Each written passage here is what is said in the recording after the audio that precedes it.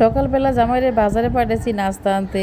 ইদানিং নাস্তা বাসায় তেমন একটা বানাই না, বেশিরভাগই বাজার থেকে কিনাই না খাই। তারপর আমার ফোন দিচ্ছে মাছ কিনছে, তো মাছটি কি করতো, কাটাই আনতো নাকি আমি কাট। আমার আসলে শরীরটা তেমন একটা ভালো না, তো কই কাটাই এনে আইও। আমার যখন হাত অপারেশন হয়েছিল তখনকার কিন্তু বেশিরভাগ মাছ বাজার থেকে কাটাই আনতো। মানে এমন অবস্থা করে মাছ কাটে, মাছ দেখলে মেজাজ খারাপ হয়ে যায়, এত পিচ্ছি পিচ্ছি করে মাছ কাটে।